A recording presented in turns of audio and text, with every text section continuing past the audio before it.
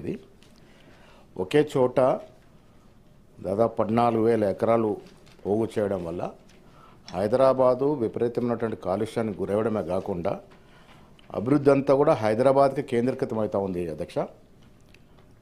తెలంగాణ అభివృద్ధి అంటే ఒక హైదరాబాద్ అభివృద్ధి మాదిరిగానే గత కాలంలో అన్ని ప్రాజెక్ట్స్ అన్ని పరిశ్రమలు హైదరాబాద్లో కుదించి పెట్టడం వల్ల తెలంగాణ యావత్తు సమూలంగా అభివృద్ధికి నోచుకోలేదు అధ్యక్ష. మీ ద్వారా నేను మంత్రి విజ్ఞప్తి చేస్తూ ఉన్నాను. ఈ 14,000 అయితే పోగు చేసినారో దాంట్లో అసలైన లబ్ధిదారులకి చాలా మట్టికి ఇంతవరకు డబ్బులు రాలేదు అధ్యక్ష. ఇంకా కలెక్టరేట్ల చుట్టూ తిరుగుతున్నటువంటి సందర్భం గత ప్రభుత్వంలో మనం చూసాం.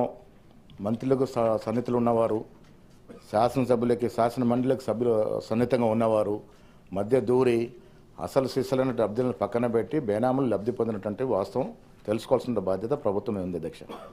ఇది ఇమీడియట్గా తెలుసుకోవాల్సిన అవసరం ఉన్నది. మనం ఇది డీసెంట్రలైజ్ చేయాలనే ఉద్దేశంతో లఘుచర్ల చేస్తే ఎలాంటి నానా యాగి చేశారో ఎంత ఇబ్బంది చేశారో మనం చూసాం అధ్యక్ష. ప్రభుత్వం నేను మీ ద్వారా మంత్రి గారికి ప్రభుత్వం చెప్పి భవిష్యత్తులో వచ్చే ప్రాజెక్టులన్నీ కూడా హైదరాబాద్కి పరిమితం కాకుండా సమూలంగా తెలంగాణలో పెట్టాలి అధ్యక్ష. మారుమూల ప్రాంతంలో ఆదిలాబాద్ ఉంది, ఇటు ములుగు ఉంది, మాకు జుక్కల్ ప్రాంతం ఉంది. ఇలాంటి ప్రాజెక్టులు డీసెంట్రలైజ్ చేసి వివిధ ప్లేస్లో పెట్టడం వల్ల సమూలంగా తెలంగాణ అభివృద్ధి చేసే అవకాశం ఉంటుంది అధ్యక్ష. అమెరికా చూసాం ఎందుకు పనికిరాని లాస్ వేగాస్ని ఏ రకంగా అభివృద్ధి చేసినారో ఇవాళ ఆ సిటీ ఎంత ప్రాచుర్యం పొందిందో మనం చూస్తూ ఉన్నాం అధ్యక్ష. తెలంగాణ అభివృద్ధి అంటే హైదరాబాదే కాదు, తెలంగాణ సమూలంగా అభివృద్ధి చెందాల్సిన అవసరం ఉంది.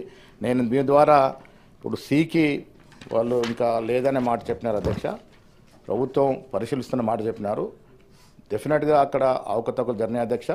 ఇప్పటికి కూడా కలెక్టరేట్ల చుట్టూ నిజమైనటువంటి భూమి పోగొట్టుకున్నటువంటి వ్యక్తులు ప్లాట్ దొరకక ఆ లబ్ధిదారులకి సరైన డబ్బులు రాక కలెక్టరేట్ చురుతున్నటువంటి వాస్తవం అధ్యక్ష. ఇది మళ్ళా పునర్పరిశీలించి దీని మీద తగు చర్యలు తీసుకోవాల్సిందిగా మీ ద్వారా ప్రభుత్వం విజ్ఞప్తి చేస్తాం. ఆనరబుల్ మినిస్టర్ గారు ఓకే చెప్పిన అధ్యక్ష, మళ్ళీ ఇస్తాను. గౌరవ సభ్యులు ఏదైతే సూచనలు చేశారో తప్పకుండా ప్రభుత్వ పక్షాన ప్రభుత్వ నోటీసులో ఏవైతే కంప్లైంట్స్ ఉన్నాయో వాటిని పరిశీలిస్తున్నాం.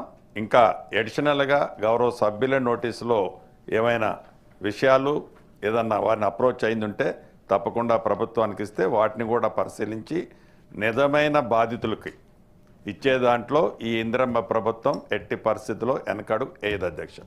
కోదండరామ్ గారు.